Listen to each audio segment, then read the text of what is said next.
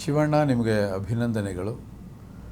ಯಾಕೆಂದರೆ ಒಬ್ಬ ನಾಯಕ ನಟ ಆರಂಭ ಕಾಲದಿಂದಲೂ ಸತತವಾಗಿ ನಾಯಕನಾಗಿಯೇ ಉಳ್ಕೊಂಡು 40 ವರ್ಷಗಳನ್ನು ಕಳೆಯೋದಿದೆಯಲ್ಲ, ಅದು ದೊಡ್ಡ ಸಾಧನೆ. ಹಾಗಾಗಿ ನಿಮಗೆ ತುಂಬ ಹೃದಯದ ಅಭಿನಂದನೆಗಳು. ಜೊತೆಯಲ್ಲಿ ಈ 40 ವರ್ಷಗಳಲ್ಲಿ ನೀವೆಷ್ಟು ಚಿತ್ರಗಳನ್ನು ಮಾಡಿದ್ದೀರಿ, ಅದರಲ್ಲಿ ನನ್ನದು 2 ಚಿತ್ರ ಇದೆ ಅನ್ನೋದು ನನಗೆ ಹೆಗ್ಗಳಿಕೆ, ಹೆಮ್ಮೆ, ಸಂತೋಷ ಮತ್ತು ಗರ್ವ ಕೂಡ. ಶಿವಣ್ಣನ ಜೊತೆಲಿ ಸಿನಿಮಾ ಮಾಡೋದೇ ಒಂದು ದೊಡ್ಡ ಆನಂದ. ಯಾಕೆಂದರೆ ಶಿವಣ್ಣ ಸೆಟ್ಟಲ್ಲಿ ಯಾವತ್ತೂ ಕೂಡ ಹೀರೋ ಥರ ಇರೋದೇ ಇಲ್ಲ. ಈ ಮಾತನ್ನು ಚಿತ್ರರಂಗದಲ್ಲಿ ಪ್ರತಿಯೊಬ್ಬರೂ ಹೇಳ್ತಾರೆ. ಯಾಕೆಂದರೆ ಅವ್ರು ಇರೋದೇ ಹಾಗೆ, ತುಂಬ ಸಿಂಪಲ್ ವ್ಯಕ್ತಿತ್ವ. ಯಾವುದೇ ನಿರ್ದೇಶಕನಿಗೆ, ಯಾವುದೇ ನಿರ್ಮಾಪಕನಿಗೆ ಒಂದು ಸಾಸಿವೆ ಕಾಳಿನಷ್ಟು ತೊಂದರೆಯನ್ನು ಇದುವರೆಗೂ ಕೊಟ್ಟ ಉದಾಹರಣೆ ಇಲ್ಲ. ಹಾಗಾಗಿ ಶಿವಣ್ಣ ಎಲ್ಲರಿಗೂ ಅಚ್ಚುಮೆಚ್ಚು ಅಂತ ಹೇಳಕ್ಕೆ ಇಷ್ಟಪಡ್ತೀನಿ. ಅವರ ಆರಂಭ 86, ನಾನು ಆಗ್ತಾನೆ ಚಿತ್ರರಂಗಕ್ಕೆ ಬರ್ತಾಯಿದ್ದೆ. ಅವರ ಆರಂಭ ಹೇಗಿತ್ತು ಅಂದರೆ, ಕನ್ನಡ ಚಿತ್ರರಂಗದಲ್ಲಿ ಒಂದು ಹೊಸ ಅಲೆ ಎದ್ದೇಳಿತು. ಯಾವ ಥರದ ಅಲೆ ಅಂದರೆ ಅನ್ಬಿಲೀವೇಬಲ್. ಯುವಕರು ಶಿವಣ್ಣನ ಸಿನಿಮಾನ ಬೆಳಗ್ಗೆ ನಿಂತ್ಕೊಂಡ್ರೆ ಟಿಕೆಟ್ಗೆ, ಸೆಕೆಂಡ್ ಶೋ ಟಿಕೆಟ್ವರೆಗೂ ನಿಂತ್ಕೊಂಡು ಟಿಕೆಟ್ ತೊಗೊಂಡು ಸಿನಿಮಾ ನೋಡ್ತಿದ್ದಂಥ ಕ್ರೇಜನ್ನು ಕ್ರಿಯೇಟ್ ಮಾಡಿದ್ದು ಶಿವರಾಜ್ಕುಮಾರ್ ಅವರು. ಸತತವಾಗಿ ಅವರೆಲ್ಲ ಸಿನಿಮಾಗಳು ಕೂಡ, ಯಾವುದೇ ಸಿನಿಮಾ ಬಿಡುಗಡೆ ಆಗಲಿ, ಆ ಸಿನಿಮಾಗೆ ಜನ ಅದು ಹೇಗೆ ಮುಗಿಬೀಳ್ತಿದ್ರು ಅಂದರೆ, ಆ ಹಬ್ಬದ ವಾತಾವರಣ ಪ್ರತಿ ಚಿತ್ರಮಂದಿರಗಳ ಹೊರಗಡೆ. ನಾನು ನಮ್ಮನೆ ಬಸವೇಶ್ವರ ನಗರದಲ್ಲಿತ್ತು. ಅಲ್ಲಿಂದ ನಾವು ಗಾಂಧಿನಗರಕ್ಕೆ ಬರುವಾಗ ನನಗೆ ದಾರಿಯಲ್ಲಿ ಸಿಗ್ತಾಯಿದ್ದು ಮೊದಲು ನವರಂಗ್ ಚಿತ್ರಮಂದಿರ. ಅಲ್ಲಿಂದ ಹಾಗೆ ಮುಂದೆ ಬಂದರೆ ನಂಗೆ ಸಿಗ್ತಾಯಿದ್ದು ಗೀತಾಂಜಲಿ ಚಿತ್ರಮಂದಿರ. ಅಲ್ಲಿಂದ ಹಾಗೆ ಮುಂದೆ ಬಂದರೆ ನರ್ತಕಿನೋ ಅಪರ್ಣನೋ ಸಂತೋಷ ಸಿಗ್ತಾಯಿತ್ತು. ಈ 3 ಚಿತ್ರಮಂದಿರಗಳು ದಿನಾ ನಾನು ಸಂಧಿಸ್ತಾ ಇದ್ದಂಥ ಚಿತ್ರಮಂದಿರಗಳು. ಅವುಗಳ ಮುಂದೆ ಜನ ಜಾತ್ರೆ. ಸಾಧಾರಣವಾಗಿ 1-2 ಶೋ ಕ್ರೌಡ್ ಇರ್ತಾರೆ, 3ನೇ ಶೋಗೆ ಒಂಚೂರು ಕಮ್ಮಿ ಆಗ್ತಿದ್ರು. ಆದರೆ ಶಿವಣ್ಣನ ಪಿಕ್ಚರ್ಗೆ ಆ ಥರ ಇರಲಿಲ್ಲ. ಶೋಯಿಂದ ಶೋಗೆ ಜನ ಜಾಸ್ತಿ ಇರ್ತಿದ್ರು. ಅಂಥ ಒಂದು ಕ್ರೇಜನ್ನು ಕನ್ನಡ ಚಿತ್ರರಂಗದಲ್ಲಿ ಕ್ರಿಯೇಟ್ ಮಾಡಿ, ಹೀರೋ ಆಗಿ ಇವತ್ತಿಗೂ ಕೂಡ ತನ್ನ ಇಮೇಜನ್ನು ಕೆಡಿಸ್ಕೊಳ್ಳದೆ ಅಂಥದ್ದೇ ಪ್ರೇಕ್ಷಕರನ್ನು ಇವತ್ತಿಗೂ ಚಿತ್ರಮಂದಿರಕ್ಕೆ ಕರೆಯುವಂಥ ತಾಕತ್ತಿರೋದು ಶಿವಣ್ಣ ಅವರು ಒಬ್ಬರಿಗೆ ಮಾತ್ರ. ಹಾಗಾಗಿ ಅಭಿನಂದನೆಗಳು ಶಿವಣ್ಣ, ತುಂಬ ಹೃದಯದ ಅಭಿನಂದನೆಗಳು. ನಿಮ್ಮ ಜರ್ನಿ ಇನ್ನೂ ಸುದೀರ್ಘವಾಗಿ ಬೆಳೀಲಿ, 100 ಚಿತ್ರಗಳು ಬರಲಿ, ಕನ್ನಡ ಪ್ರೇಕ್ಷಕರಿಗೆ ನಿಮ್ಮಿಂದ ಮನರಂಜನೆಯ ರಸದೌತಣ ಸಿಗಲಿ ಅಂತ ನಾನು ತುಂಬ ಹೃದಯದಿಂದ ಹಾರೈಸ್ತಾ ಇದ್ದೀನಿ. ಇದರ ಜೊತೆಗೆ ನಿಮ್ಮ 2 ಸಿನಿಮಾಗಳು ಕೂಡ ಅವರೊಟ್ಟಿಗೆ ಆಯಿತು, ಗಲಾಟೆ ಅಳಿಯಂದಿರ ಸಿನಿಮಾ. ಹೌದು. ಆ ಚಿತ್ರಗಳ ಹೇಗೆ ಅನುಭವ ಆಯಿತು? ಜೊತೆಗೆ ಸೆಟ್ಟಲ್ಲಿ ಇರ್ಬೋದು, ನೀವು ಲವಲವಿಕೆಯಿಂದ ಇರ್ತಿದ್ರು, ಸೊ ಒಂದಷ್ಟು ಸೀಕ್ರೆಟ್ಸ್ಗಳನ್ನು. ಶಿವಣ್ಣ ಆ್ಯಕ್ಚುಲಿ ನಾನು ಅವರು ಕೆಲಸ ಮಾಡಿದ್ದು ಗಲಾಟೆ ಅಳಿಯಂದರು. ಅಲ್ಲಿ ನನಗೇನಾಯಿತು ಅಂದರೆ, ಅವ್ರ ಜೊತೇಲಿ ಆ್ಯಕ್ಟ್ ಮಾಡಿಕೊಂಡು ಡೈರೆಕ್ಟ್ ಮಾಡ್ತಾಯಿದ್ದೆ. ನನಗೆ 2 ಕೆಲಸ ಅಲ್ಲಿ. ಅಂಥ ದೊಡ್ಡ ಕಲಾವಿದರ ಜೊತೆಯಲ್ಲಿ ಅಭಿನಯಿಸೋದು ಅಂದರೆ ಯಾವುದೋ 1-2 ಸೀನಲ್ಲ, ಇಡೀ ಸಿನಿಮಾ ಅವ್ರ ಜೊತೇಲಿ. ಯಾಕೆಂದರೆ ಅವ್ರ ಗೆಳೆಯ ನಾನು. ಎಷ್ಟು ಚೆನ್ನಾಗಿ ನಮಗೂ ಅವ್ರಿಗೂ ಕೆಮಿಸ್ಟ್ರಿ ಮ್ಯಾಚ್ ಆಯಿತು ಅಂತ ಹೇಳಿದ್ರೆ, ಅವರು ಸೀನ್ನ ಓದ್ತಿರಲಿಲ್ಲ, ಕೇಳಿಸ್ಕೊಳ್ಳೋರು. ಒಂದು ಸಲ ಕೇಳಿಸ್ಕೊಂಬಿಟ್ರು ಅಂದರೆ ಕಂಪ್ಲೀಟ್ ಸೀನ್ ಅವ್ರ ತಲೆ ಒಳಗಡೆ ಕೂತ್ಕೊಳ್ಳೋದು. ಸುಮ್ಮನೆ ಹಾಗೆ ಡೈಲಾಗ್ ನೆನಪು ಮಾಡೋದು ಸಾಕು, ಡೈಲಾಗ್ ಹೇಳ್ತಿದ್ರು. ನಾನು ಡೈರೆಕ್ಷನ್ ಮಾಡಬೇಕು, ಇವ್ರ ಜೊತೆಲಿ ಆ್ಯಕ್ಟ್ ಮಾಡಬೇಕು, ಅದು ಕಾಮಿಡಿ. ಶಿವಣ್ಣವ್ರಿಗೆ ಎಷ್ಟು ಹ್ಯೂಮರ್ ಸೆನ್ಸ್ ಇದೆ ಅಂದರೆ, ನಾನು ಎಷ್ಟೋ ಟೇಕ್ಗಳಲ್ಲಿ ನಾನೇ ಕಟ್ಟಿ ಹೇಳ್ಬಿಟ್ಟಿದ್ದೀನಿ. ಅಂದರೆ ಅವ್ರ ಜೊತೆಲಿ ಆ್ಯಕ್ಟ್ ಮಾಡೋವಾಗ ನಗು ಜಾಸ್ತಿ ಬರೋದು. ಅಂಥ ಒಂದು ಹ್ಯೂಮರ್ ಸೆನ್ಸು ಶಿವಣ್ಣಗೆ. ಆಮೇಲೆ ಅವರ ದೊಡ್ಡ ಗುಣ ಏನಪ್ಪ ಅಂದರೆ, ಜೊತೆಲಿರ್ತಕ್ಕಂಥ ಕಲಾವಿದರಿಗೆ ಎಷ್ಟು ಪ್ರೋತ್ಸಾಹ ಕೊಡ್ತಾರೆ ಅಂದರೆ, ಯಾಕೆಂದ್ರೆ ನಾನು ಅಂಥ ಪ್ರಬುದ್ಧವಾದ ಕಲಾವಿದ ಏನಲ್ಲ. ಆಗ್ತಾನೆ ಸಣ್ಣ ಸಣ್ಣ ಪಾತ್ರಗಳು ಮಾಡ್ತಿದ್ದೆ ನಾನು. ಕ್ಯಾಮ್ರಾ ಹಿಂದೆ ನಿಂತ್ಕೊಂಡು ಕೆಲಸ ಮಾಡಿದ್ದೀನಿ. ಕ್ಯಾಮ್ರಾ ಮುಂದೆ ಬಂದಾಗ ಸಣ್ಣ ಭಯ ಶುರುವಾಗುತ್ತೆ. ಆದರೆ ಶಿವಣ್ಣ ಜೊತೆಲಿ ಕೆಲಸ ಮಾಡುವಾಗ ನನಗೆ ಆ ಭಯ ಕಾಡಲಿಲ್ಲ. ಯಾಕೆಂದರೆ ಅವರು ಅಷ್ಟು ಆಪ್ಯಾಯಮಾನವಾಗಿ, ಅಷ್ಟು ಆತ್ಮೀಯತೆಯಿಂದ ನನ್ನ ಜೊತೆಯಲ್ಲಿ ಅವರು ಬೆರೀತಾಯಿದ್ರು. ನನಗೆ ಗೊತ್ತೇ ಆಗಲಿಲ್ಲ ಸಿನಿಮಾ ಕೆಲಸ ಮಾಡಿದ್ದು. ಮೊರಿಷಿಯಸ್ಸಲ್ಲಿ ಆಲ್ಮೋಸ್ಟ್ 1 ತಿಂಗಳುಗಳ ಕಾಲ ಇಡೀ ಚಿತ್ರತಂಡ ನಾವು ಕೆಲಸ ಮಾಡ್ತಿದ್ವಿ. ಅಲ್ಲಿ ಪ್ರತಿಯೊಂದು ಕಡೆನೂ ಪರ್ಮಿಷನ್ಗೆ ಟೆನ್ಷನ್ ಇರೋದು. ಕ್ಯಾಮ್ರಾ ಇಟ್ಟು ಅರ್ಧ ಗಂಟೆ ಪರ್ಮಿಷನ್, ಅರ್ಧ ಗಂಟೆಗೆ ದುಡ್ಡು, ಅರ್ಧ ಗಂಟೆ ಆ ಕಡೆ ಒಂದು ಗಂಟೆಗೆ ದುಡ್ಡು, 1 ಗಂಟೆಗೆ ಅಷ್ಟೇ, 1 ಗಂಟೆ ಶೂಟಿಂಗ್ ಮಾಡಬೇಕು. ಈ ಥರ ಎಲ್ಲ ಇರುವಾಗ ಈ ರಿಸ್ಟ್ರಿಕ್ಷನ್ಗಳಿದ್ದಾಗ ಕಲಾವಿದರು ಸಹಕಾರ ಸಿಗದೆ ಹೋದರೆ ನಮಗೆ ಭಾಳ ಕಷ್ಟ ಆಗೋದು. ಆದರೆ ಶಿವಣ್ಣನ ಇಟ್ಕೊಂಡು ನೀವು ಎಲ್ಲಿ ಬೇಕಾದ್ರೂ ಸಮಯ ಕಮಿಟ್ ಮಾಡ್ಕೋಬೋದು. ಯಾಕಂದರೆ ಅಷ್ಟು ಪಾದರಸ. ಒಂದು ಫೈಟ್ ತೆಗಿಬೇಕು, ನಾವು 2 ಅವರ್ಸಲ್ಲಿ ಫೈಟ್ ತೆಗೆದಿದ್ದೀವಿ. ಯಾಕೆಂದರೆ ಅಲ್ಲಿ ಟ್ರಾಫಿಕ್ ಜಾಮ್ ಮಾಡಿದ್ವಿ ಮಾರಿಷಿಯಸ್ಸಲ್ಲಿ, ದೊಡ್ಡ ಹೈವೇ ಅದು. ಟ್ರಾಫಿಕ್ ಜಾಮ್ ಮಾಡಿ 2 ಅವರ್ಸ್ ಪರ್ಮಿಷನ್ ಕೊಟ್ಟಿದ್ದರು ರಾಮ್ ಶೆಟ್ಟಿ ಅವರು, ಫೈಟ್ ಮಾಸ್ಟರ್. ಅವಾಗ ಶಿವಣ್ಣಂಗೆ ಸುಮ್ಮನೆ ಶಿವಣ್ಣ ನಾನು ಹೇಳ್ತೀನಿ ಹೀಗೆ ಮಾಡಿ ಹೀಗೆ ಮಾಡಿ ಹೀಗೆ ಮಾಡಿ ಟೇಕ್ ಅನ್ನೋರು ಅಷ್ಟೇ, ಟೇಕ್ ಅನ್ನೋರು. ಏನು 2 ಅವರ್ಸಲ್ಲಿ ಎಷ್ಟು ಚೆಂದ ಫೈಟ್ ತೆಗೆದಿರೋದು. ಬೇರೆಯವ್ರಿಗೆ ರಿಹರ್ಸಲ್ ಮಾಡಿ 2 ಶಾಟ್ ತೆಗಿಯೋಕೆ ಅಷ್ಟೇ ಸಮಯ 2 ಅವರ್ಸ್ ಅಂದರೆ, ಒಂದು ಫುಲ್ ಫೈಟು 2 ಅವರ್ಸು ಶಿವಣ್ಣನ ಇಟ್ಕೊಂಡು ಮಾಡಿದ್ದು. ಅಂದರೆ ಅವರಿಗೆ ಬದ್ಧತೆ, ಕಮಿಟ್ಮೆಂಟು, ಪ್ರೀತಿ ಸಿನಿಮಾ ಮೇಲೆ. ನಿರ್ಮಾಪಕರ ಬಗ್ಗೆ ಯೋಚನೆ ಮಾಡ್ತಿದ್ರು. ನಾನು 1 ಅವರಲ್ಲಿ ಕೆಲಸ ಮುಗಿಸ್ಕೊಡ್ಲಿಲ್ಲ, 10 ನಿಮಿಷ ತಡ ಆದರೆ ಮತ್ತೆ ದುಡ್ಡು ಕಟ್ಟಬೇಕು ಪ್ರೊಡ್ಯೂಸರ್ ಹೋಗಲ್ಲಿ. ಇಂಡಿಯಾ ಆದರೂ ಪರವಾಗಿಲ್ಲ, ಫಾರಿನ್ಗಳಲ್ಲಿ ಶೂಟಿಂಗ್ ಮಾಡುವಾಗ ನಮಗೆ ಸಮಯ ಪ್ರಜ್ಞೆ ಅನ್ನೋದು ಭಾಳ ಮುಖ್ಯವಾಗಿರಬೇಕು. ಆ ವಿಚಾರದಲ್ಲಿ ಶಿವಣ್ಣ, ಹ್ಯಾಟ್ಸ್ ಆಫ್ ಶಿವಣ್ಣ. ಗಲಾಟೆ ಅಳಿ ಅಂದರು ಅನುಭವ ಇದು. ಇನ್ನು ತಾಯೇ ಮಾಡಿಲ್ಲ, ನಾನು ಅವರ ಜೊತೆಲಿ ಇನ್ನೂ ಸಿನಿಮಾ ಕೆಲಸ ಮಾಡಿದ್ದು. ಅದು ನನ್ನದೇ ನಿರ್ಮಾಣ, ನನ್ನದೇ ಪ್ರೊಡಕ್ಷನ್ ಅದು. ಆ ಸಿನಿಮಾದಲ್ಲಿ ನಾನು ಅವ್ರ ಜೊತೆಯಲ್ಲಿ ಸಿನಿಮಾ ಮಾಡಿದ್ದೇ ಗೊತ್ತಾಗಲಿಲ್ಲ. ಅದು ತುಂಬ ಹೆಚ್ಚು ಕಡಿಮೆ ಒಂದು 55 ದಿನ ಶೂಟಿಂಗ್ ಮಾಡಿದ್ವಿ. ಸಿಕ್ಕಾಪಟ್ಟೆ ರೋಡ್ಗಳಲ್ಲಿ ಅಲ್ಲಿ ಇಲ್ಲಿ ಪ್ಯಾಲೇಸಲ್ಲಿ ತುಂಬ ಕೆಲಸ ಇತ್ತು, ಲಲಿತ್ ಮಹಲ್ ಪ್ಯಾಲೇಸಲ್ಲಿ. ಅದು ಬಿಟ್ಟು ಹೊರಗಡೆ ತುಂಬ ಕೆಲಸ ಇತ್ತು. ಬಟ್ ಶಿವಣ್ಣ ಆನ್ ಟೈಮಿಗೆ ಬೆಳಗ್ಗೆ ಬಂದ್ಬಿಡೋರು, ನನ್ನ ಸಂಜೆ ಕಳಿಸ್ಕೊಡಿ ಅವೆಲ್ಲ ಏನು ಕೇಳ್ತಾನೆ ಇರಲಿಲ್ಲ. ದೊಡ್ಡ ದೊಡ್ಡ ಕಲಾವಿದರು ಆ ಸಿನಿಮಾದಲ್ಲಿದ್ದರು. ಒಂದಷ್ಟು ಹಾಡುಗಳನ್ನು ನಾವು ವಿದೇಶಗಳಲ್ಲಿ ಶೂಟಿಂಗ್ ಮಾಡಬೇಕಾಯ್ತು, ಅದು ಕೂಡ ಫಾರಿನ್ಗೆ ಹೋದ್ವಿ. ಬಟ್ ಶಿವಣ್ಣನ ಜೊತೆಯಲ್ಲಿ ಸಿನಿಮಾ ಮಾಡೋದು ನಿಜಕ್ಕೂ ತುಂಬ ಸುಲಭ. ಯಾವ್ಯಾವ ನಿರ್ದೇಶಕರು ಅವ್ರ ಜೊತೆಲಿ ಕೆಲಸ ಮಾಡಿದ್ದಾರೆ ಅವರೆಲ್ಲ ಭಾಗ್ಯವಂತರು. ಎಲ್ಲರೂ ಕೂಡ ನನ್ನ ಹಾಗೆ ಅವ್ರನ್ನ ತುಂಬ ಹೃದಯದಿಂದ ಹಾರೈಸ್ತಾರೆ. ಶಿವಣ್ಣಂಗೆ ಆಯಸ್ಸು, ಆರೋಗ್ಯ ಎಲ್ಲ ಭಗವಂತ ಹೆಚ್ಚಿಗೆ ಕೊಡಲಿ ಅಂತ ನಾನು ಕೇಳ್ಕೊತೀನಿ. ಮಾರುತ ಸಿನಿಮಾ ನೀವು ಮಾಡ್ತಾ ಇದ್ದೀರಾ, ಮತ್ತೆ ಶಿವಣ್ಣ ಹಾಗೂ ನಿಮ್ಮ ಕಾಂಬಿನೇಷನ್ ಯಾವಾಗ ರಿಪೀಟ್ ಆಗ್ಬೋದು? ಶಿವಣ್ಣಂಗೆ ಒಂದು ಅದ್ಭುತವಾದ ಕಥೆ ಅವ್ರಿಗಾಗಲೇ ಹೇಳಿದ್ದೀನಿ ನಾನು. ಮಾಡಬೇಕು ನಾವು. ಅವ್ರದ್ದು ಡೇಟ್ಸು ತುಂಬ ಟೈಟ್ಸ್ ಇದೆ. ಹಾಗಾಗಿ ಒಳ್ಳೆಯ ದಿನಗಳು ಕಾಯ್ತಾ ಇದ್ದೀವಿ. ನಿರ್ಮಾಪಕರು ಕೂಡ ಇದ್ದಾರೆ. ತುಂಬ ಒಳ್ಳೆಯ ಕಥೆ ಅದು. ಅಂದರೆ ಪ್ರಸ್ತುತ ಇವತ್ತಿನ ಈ ಕಾಲಘಟ್ಟಕ್ಕೆ ಶಿವಣ್ಣ ಸಿನಿಮಾ ಮಾಡಿದಾಗ ನನಗೆ ಅದರಿಂದ ತುಂಬ ದೊಡ್ಡ ಹೆಸರು ಬರುತ್ತೆ. ಮಾಡ್ತೀವಿ, ಸದ್ಯದಲ್ಲೇ ಆ ಸಿನಿಮಾ ಮಾಡ್ತೀವಿ. 125ಕ್ಕೂ ಹೆಚ್ಚು ಸಿನಿಮಾಗಳಲ್ಲಿ ಈಗ ಅವರು ಅಭಿನಯಿಸ್ತಾ ಇದ್ದಾರೆ ಸರ್. ಜೊತೆಗೆ ಪರಭಾಷೆಯಲ್ಲೂ ಅವರ ಛಾಪನ್ನ ಮೂಡಿಸ್ತಾ ಇರೋವಂಥದ್ದು.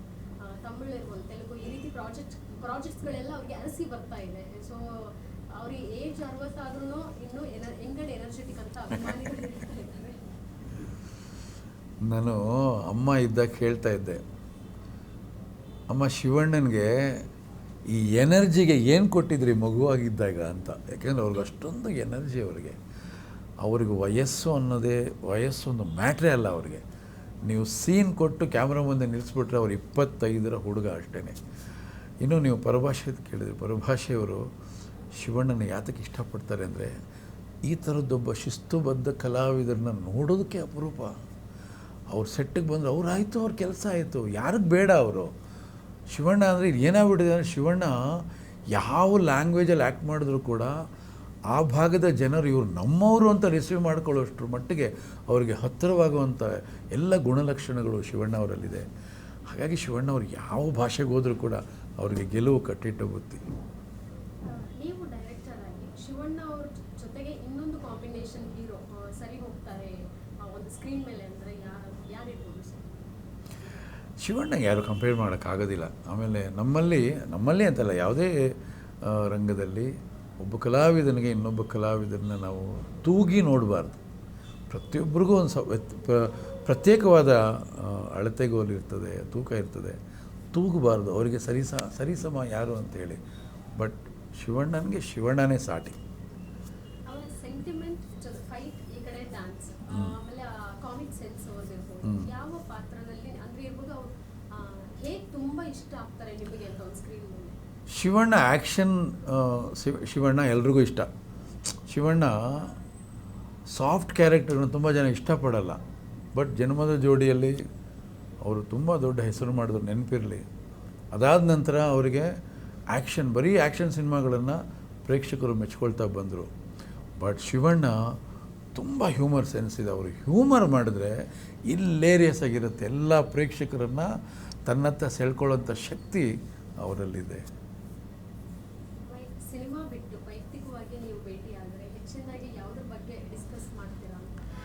ಇಲ್ಲ, ನಾವು ಫಸ್ಟು ನಾನು ಯಾವಾಗ ಬಂದರೂ ಕೂಡ ನಾನು ಯಾವಾಗಲೂ ಅವ್ರನ್ನ ಕೇಳೋ ಮೊದಲನೇ ಪ್ರಶ್ನೆ, ಶಿವಣ್ಣ ನಿಮ್ಗೆ ವಯಸ್ಸಾಗಲ್ವ ಅಂತ ಯಾವಾಗ ಕೇಳೋ ಮೊದಲನೇ ಪ್ರಶ್ನೆ ಅದು. ಯಾಕೆಂದರೆ ಅವರು ಯಾವಾಗಲೂ ಹುಡುಗನ ಥರನೇ ಇರ್ತಾರೆ. ಅವ್ರು ನೋಡಿದ್ರೆ ಎರಡು ಮಕ್ಕಳು ತಂದೆ ಅಂತ ಅನಿಸೋದೇ ಇಲ್ಲ ಅದು.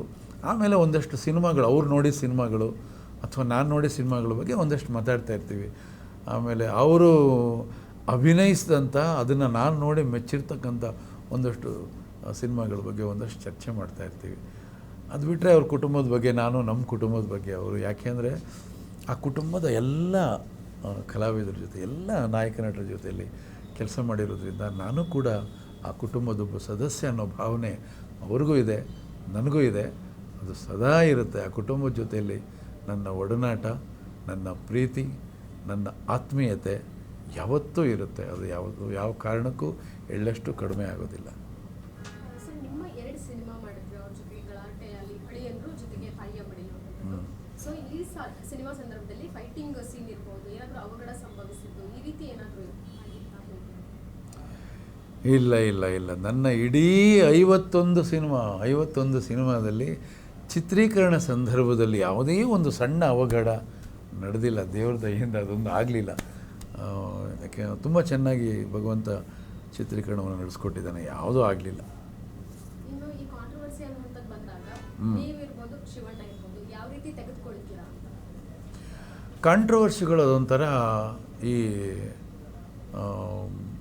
ಮೊಸರೆ ಪಾತ್ರೆನ ತೊಳೆಯೋದಕ್ಕೆ ಒಂದಷ್ಟು ವಿಮ್ ಪೌಡ್ರ್ ಬೇಕಾಗತ್ತಲ್ಲ, ಆ ಥರ ಕಾಂಟ್ರವರ್ಸಿಗಳು ನಮ್ಮಲ್ಲಿರ್ತಕ್ಕಂಥ ಗಲೀಜು ಏನಾರಿದ್ರೆ ಅದನ್ನು ಶುದ್ಧಿ ಮಾಡುತ್ತೆ ಅಷ್ಟೇ. ಹಾಗಾಗಿ ಕಾಂಟ್ರವರ್ಸಿಗಳ ಬಗ್ಗೆ ತುಂಬ ತಲೆ ಕೆಡಿಸ್ಕೊಳ್ಳೋಕೆ ಹೋಗಬಾರ್ದು. ಅದ್ರ ಕಡೆ ಕೊಡೋ ಗಮನನ ನಾವು ವೃತ್ತಿ ಕಡೆ ಕೊಟ್ಟರೆ ಒಳ್ಳೆಯದು. ಸಿನಿಮಾ ಮಾಡೋ ಸಂದರ್ಭದಲ್ಲಿ ಗಾಸಿಪ್ಗಳು ಅನ್ನೋದು ಬಂದೇ ಬರುತ್ತೆ. ಸೊ ನಿಮ್ಮಿಬ್ಬರ ಬಗ್ಗೆ, ಸಿನಿಮಾ ಬಗ್ಗೆ ಏನಾದರೂ ಗಾಸಿಪ್ ಕೇಳಿ ಇದು ಸುಳ್ಳು ಅಂದಿದ್ದು ಯಾವುದು? ನಾವು ಗಾಸಿಪ್ಗೆ ಕಿವಿನೂ ಕೊಡಲ್ಲ, ಮನಸ್ಸು ಕೊಡಲ್ಲ. ಹಾಗಿದ್ಮೇಲೆ ನಮ್ಮ ಹತ್ರ ಅದು ಸುಳಿಯೋದೇ ಇಲ್ಲ. ನಾವಾಯಿತು, ನಮ್ಮ ಕೆಲಸ ಆಯಿತು. ಜೈ ಜಿಂದಾಬಾದ್.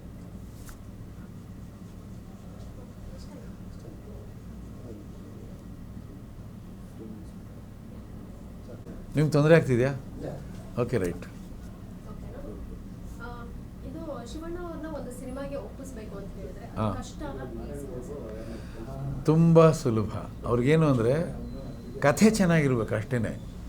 ಕಥೆ ಚೆನ್ನಾಗಿದ್ದು ನಿರ್ದೇಶಕರ ಮೇಲೆ ನಂಬಿಕೆ ಬಂದುಬಿಟ್ರೆ ಅವ್ರು ತುಂಬ ಈಸಿ. ಬೇರೆ ಎಲ್ಲ ಹೀರೋಗಳಿಗಿಂತ ಶಿವಣ್ಣ ಅವ್ರನ್ನ ಕಥೆ ಒಪ್ಸೋದು ಭಾಳ ಸುಲಭ. ಯೂಶಲಿ ಕೆಲವು ಹೀರೋಗಳು ಯಾರು ಹೀರೋಯಿನ್, ಸ್ಟಾರ್ ಕ್ಯಾಸ್ಟ್ ಯಾರು ಅಂತ ಕೇಳ್ತಾರೆ ಸಿನಿಮಾ ಒಪ್ಪಕ್ಕೆ ಮುಂಚೆ. ಶಿವಣ್ಣ ಹೇಗೆ ಅಂತ?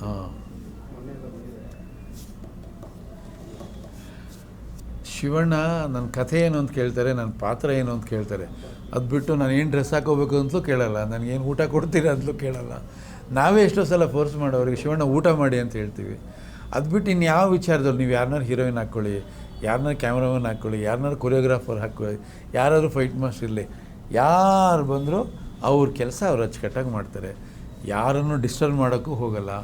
ನಾನು ಇಂಥದ್ದು ಮಾಡಲ್ಲ ಅಂತ ಹೇಳಲ್ಲ, ನನಗೆ ಈ ಥರ ತಕ್ಕೊಡಿ ಅಂತ ಕೇಳಲ್ಲ, ಏನಿಲ್ಲ. ನಿಮ್ಮ ಕಾನ್ಸೆಪ್ಟ್ ಏನು, ನಾನು ಏನು ಮಾಡಬೇಕು ಅಷ್ಟೇ. ನನ್ನನ್ನು ನೀವು ಹೇಗೆ ಉಪಯೋಗಿಸ್ಕೋತೀರ ಹಾಗೆ ಅವ್ರೇನು ಮಾಡ್ಕೋತಾರೆ, ಬಂದು ಸಮರ್ಪಿಸ್ಕೋತಾರೆ ಅವ್ರನ್ನ ನಾವು ಬಳಸ್ಕೊಳ್ಬೇಕು ಅಷ್ಟೇ. ಒಂದು ಸಣ್ಣ ಹೆಡ್ ವೇಟ್ ಇರೋದಿಲ್ಲ ಅವ್ರ ಹತ್ರ, ಆ್ಯಟಿಟ್ಯೂಡ್ಸೇ ಇಲ್ಲದೆ ಇರೋ ಹೀರೋ ಅವರು. ಹಾಗಾಗಿ ಅವರು ಈ ದೊಡ್ಡ ಜರ್ನಿ, ಇಷ್ಟು ದೊಡ್ಡ ಜರ್ನಿ ತುಂಬ ಕಷ್ಟ.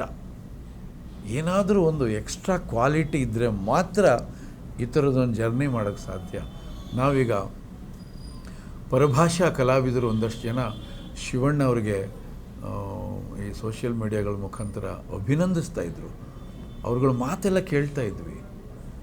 ನಮ್ಮನ್ನು ಗೆಲ್ಲೋದು, ನಮ್ಮ ಪ್ರೇಕ್ಷಕರ ಹೃದಯನ ಗೆಲ್ಲೋದು ಶಿವಣ್ಣಂಗೆ ದೊಡ್ಡ ವಿಷಯ ಅಲ್ಲ. ಬಿಕಾಸ್ ಅವರಿಗೆ ಒಂದು ವ್ಯಕ್ತಿತ್ವ ಇದೆ. ಆಮೇಲೆ ಅಣ್ಣವ್ರ ಮಗ ಅನ್ನೋದೊಂದು ದೊಡ್ಡ ದೊಡ್ಡ ಕಾರ್ಡ್ ಇದೆ ಅವರಿಗೆ. ಆದರೆ ಹೊರ ರಾಜ್ಯದಿಂದ ಅವರನ್ನು ಮುಕ್ತ ಕಂಠದಿಂದ ಈ ರೀತಿ ಪ್ರಶಂಸೆ ಮಾಡಬೇಕಾದ್ರೆ ಅವರಿಂಥ ಇನ್ನೆಂಥ ವ್ಯಕ್ತಿತ್ವ ಇರಬೇಕು ಯೋಚನೆ ಮಾಡಿ. ಹಾಗಾಗಿ ಶಿವರಾಜ್ ಕುಮಾರ್ ಬಂದು ಕನ್ನಡ ಚಿತ್ರರಂಗ ಮಾತ್ರ ಅಲ್ಲ, ಭಾರತ ಚಿತ್ರರಂಗದಲ್ಲಿ ಅವರು ಸ್ಪೆಷಲ್ ಅಂತ ಹೇಳಕ್ಕೆ ಇಷ್ಟಪಡ್ತೀನಿ ನಾನು. ಇನ್ನು ಸ್ಟಾರ್ಡಮ್ ಇರುವಂಥ ಸಂದರ್ಭದಲ್ಲೇ ಫ್ಯಾಮಿಲಿಯಿಂದ ಅವರು ಇಂಡಸ್ಟ್ರಿಗೆ ಕಾಲಿಡ್ತಾರೆ. ಯಾವುದೇ ನಟ ನಟಿ ಇರ್ಬೋದು, ಇಂಡಸ್ಟ್ರಿಗೆ ಹೊಸಬರಾಗಿ ಕಾಲಿಟ್ಟಾಗ ಡೈರೆಕ್ಟರ್ ಎಲ್ಲ ಅವ್ರ ಮೇಲೆ ಕಣ್ಣಿಟ್ಟಿರ್ತಾರೆ, ಯಾವ ರೀತಿ ಅಭಿನಯಿಸ್ತಾರೆ, ಇವರು ಕನ್ನಡ ಚಿತ್ರರಂಗದಲ್ಲಿ ಯಾವ ರೀತಿ ಮಿಂಚ್ತಾರೆ ಮುಂದೆ ಅನ್ನೋಂಥದ್ದು. ಸೊ ಅವರ ಆನಂದ ಸಿನಿಮಾದಲ್ಲಿ ಅಭಿನಯ ನೋಡಿ ನಿಮ್ಗೇನು ಅನ್ಸುತ್ತೆ? ಆನಂದ್ ಸಿನಿಮಾ ನೋಡಿದ ಪ್ರತಿಯೊಬ್ಬರೂ ಕೂಡ ಕಳೆದು ಹೋಗಿದ್ದಾರೆ. ಯಾಕೆಂದರೆ ಆ ಸಿನಿಮಾದಲ್ಲಿ ಒಂದು ಫೈರ್ ಇತ್ತು, ಏನು ಲವಲವಿಕೆ. ಆ ಪಾತ್ರ, ಆನಂದ್ ಪಾತ್ರ ನಾವು ನೋಡಿರಲಿಲ್ಲ. ಆ ಥರದ್ದೊಂದು ಪಾತ್ರನ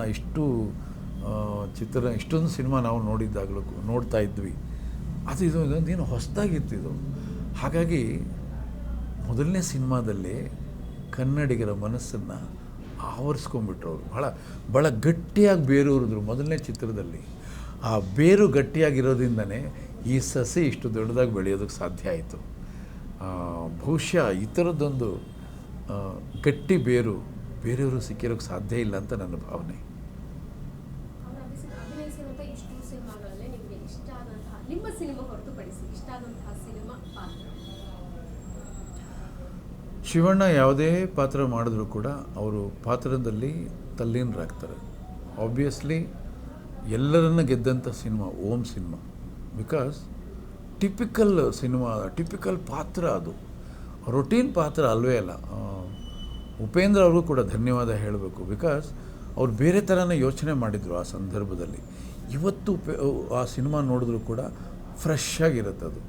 ಹಾಗಾಗಿ ಆಲ್ ಟೈಮ್ ಶಿವಣ್ಣ ಅವ್ರ ಸಿನಿಮಾ ಅಲ್ಲಿ ನನಗೆ ಓಂ ತುಂಬ ಇಷ್ಟ. ಶಿವಣ್ಣ ಗೀತಕ್ಕ ನೋಡ್ತಿದ್ರೆ ಜನ್ಮದ ಜೋಡಿ ಹೇಗಿತ್ತು ಅದೇ ರೀತಿ ಜನ್ಮದ ಜೋಡಿ ಅನ್ನಿಸ್ತಿರ್ತಾರೆ. ಸೊ ಗೀತಕ್ಕ ಸಿಕ್ಕಿದಾಗ ಏನು ಹೇಳ್ತಾ ಇರ್ತೀರಾ, ಏನು ಮಾತುಕತೆ ನಡೆಯುತ್ತೆ? ಇಲ್ಲ, ಮನುಷ್ಯನಿಗೆ ದಾಂಪತ್ಯ ಬದುಕು ಸರಾಗವಾಗಿ ಒದಗಿ ಬರೋದಕ್ಕೆ ಪೂರ್ವ ಜನ್ಮದ ಪುಣ್ಯ ಮಾಡಿರಬೇಕು.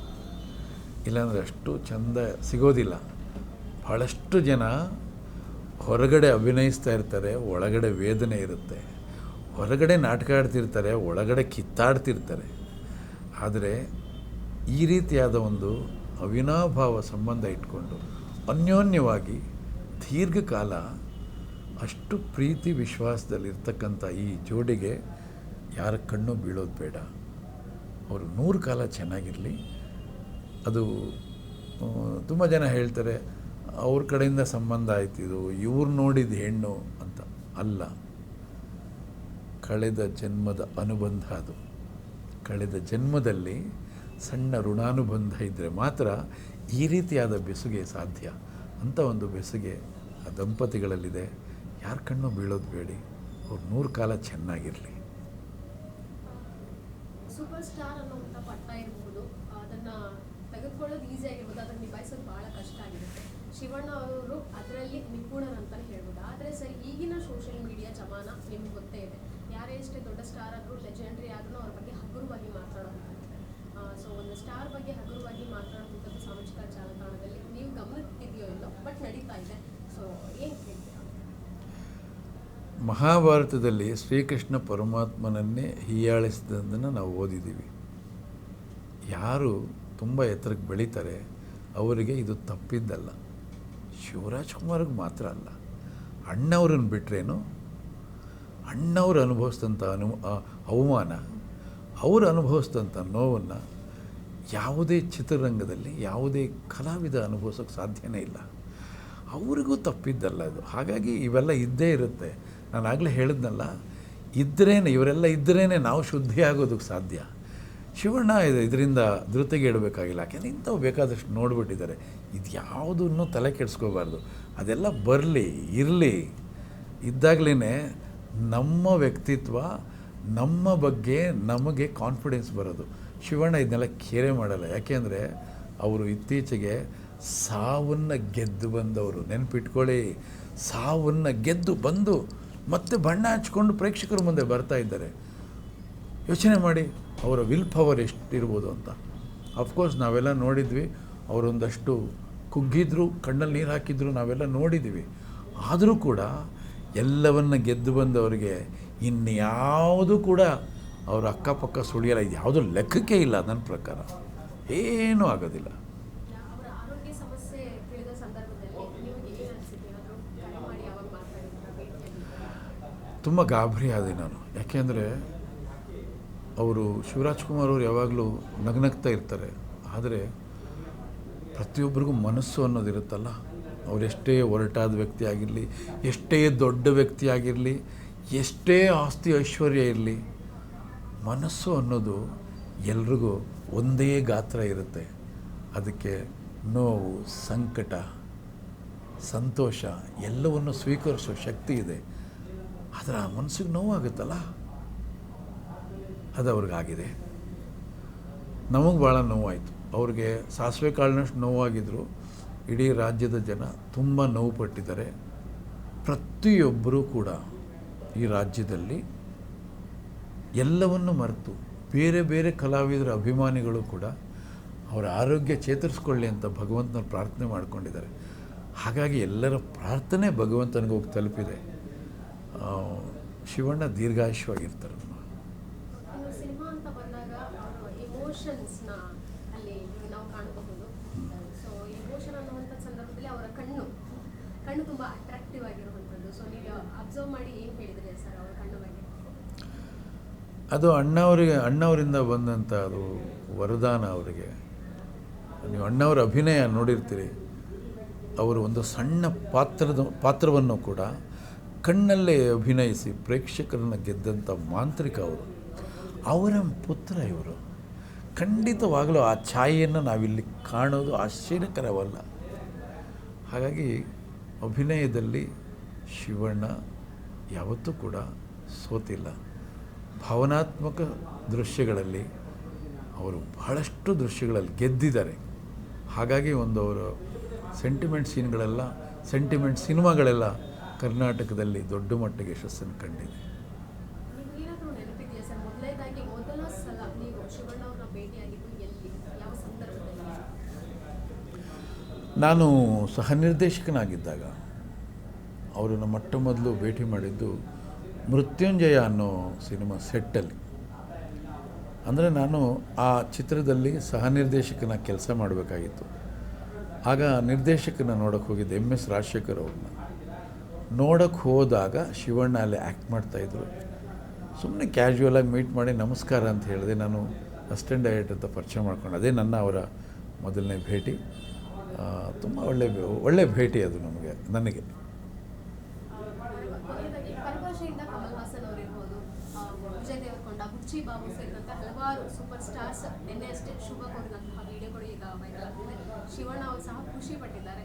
ಈ ಕಡೆ ಧ್ರುವ ಸರ್ಜಾ ಅವರು, ಸುದೀಪ್ ಸರ್ ಕೂಡ ವಿಶ್ ಮಾಡಿದ್ದಾರೆ.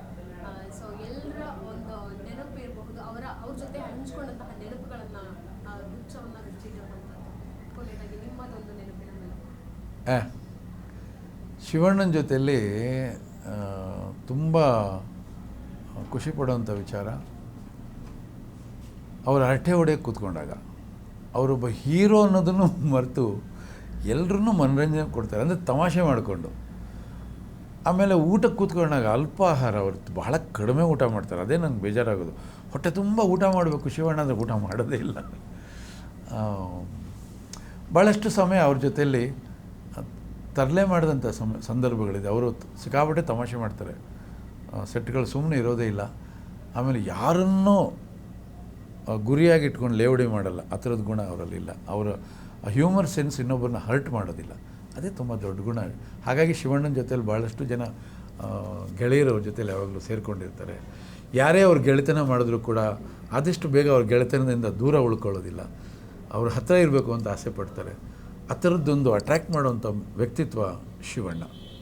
ಶಿವಣ್ಣನಲ್ಲಿ ಇರುವಂಥ ಈ ಗುಣ ಬೇರೆ ಯಾರಲ್ಲೂ ನಾನು ಕಂಡಿಲ್ಲ ಅನ್ನೋದಾದರೆ ಸರಳತೆ. ತುಂಬ ಸಿಂಪಲ್. ನಾನು ಅದನ್ನು ಯಾರ ಹತ್ರನೂ ಕಂಡಿಲ್ಲ. ಯಾಕೆಂದರೆ ಅವರು ಸ್ಟಾರ್ಡಮ್ ಅನ್ನೋದೇ ಗೊತ್ತಿಲ್ಲ ಅವರಿಗೆ.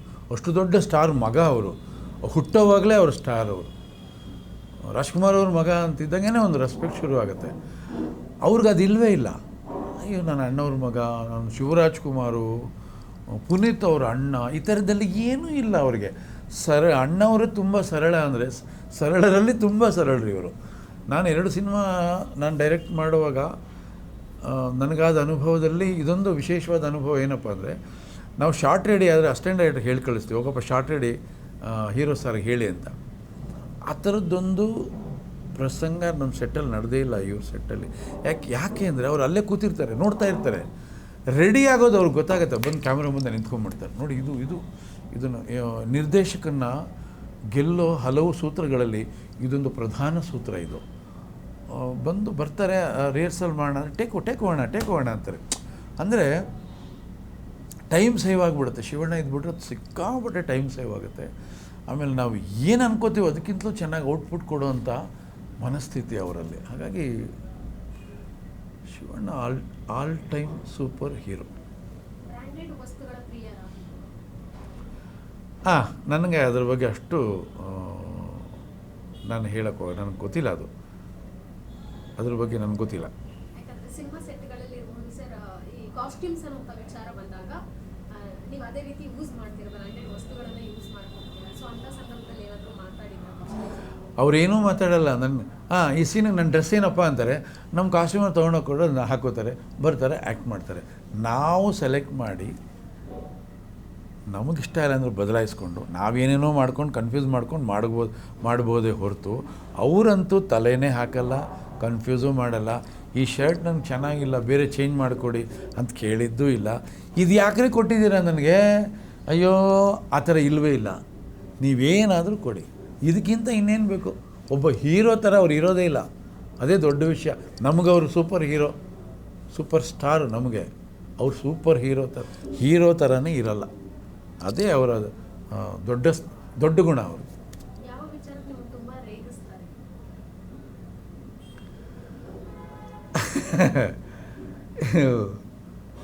ಭಾಳ ವಿಚಾರಗಳಲ್ಲಿ ರೇಗಿಸ್ತಾರೆ, ಅವೆಲ್ಲ ಹೇಳೋಕ್ಕಾಗಲ್ಲ ಬಿಡಿ.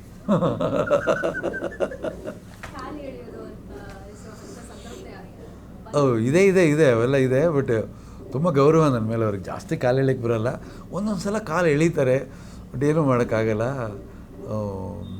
ಅಕ್ಸೆಪ್ಟೇಬಲ್ ಅದು, ಬಿಕಾಸ್ ನನಗಿಂತ 1 ವರ್ಷ ದೊಡ್ಡವರು ಅವರು. ಹಾಗಾಗಿ ಆಮೇಲೆ ಹಾಗಂತ ಕಾಲು ಎಳೀತಾರೆ ಅಂತಲ್ಲ, ಸಂದರ್ಭಗಳು ಆ ರೀತಿ ಇರುತ್ತೆ. ಅವ್ರು ಯಾರನ್ನೂ ಕೂಡ ಉದ್ದೇಶಪೂರ್ವಕವಾಗಿ ಕಾಲು ಎಳೆಯಲ್ಲ, ನೆನಪಿಟ್ಕೊಳ್ಳಿ. ಕಾಲು ಎಳೆಯೋದು 2 ಥರ ಇರುತ್ತೆ. ಒಂದು ಪ್ರೀತಿಯಿಂದ ಇರುತ್ತೆ, ಇನ್ನೊಂದು ಇಂಟೆನ್ಷನ್ಲಿ ಇರುತ್ತೆ. ಶಿವಣ್ಣ ಇಂಟೆನ್ಷನ್ಲಿ ಮಾತು ಕೂಡ ಆಡಲ್ಲ. ಇನ್ ಕೇಸ್ ಅವರಿಗೆ ಒಬ್ಬರ ಮೇಲೆ ಕೋಪ ಬಂದರೂ ಕೂಡ ಆ ಕೋಪನ ತೋರಿಸ್ಕೊಳ್ಳಲ್ಲ. ಅದೇ ಶಿವಣ್ಣ.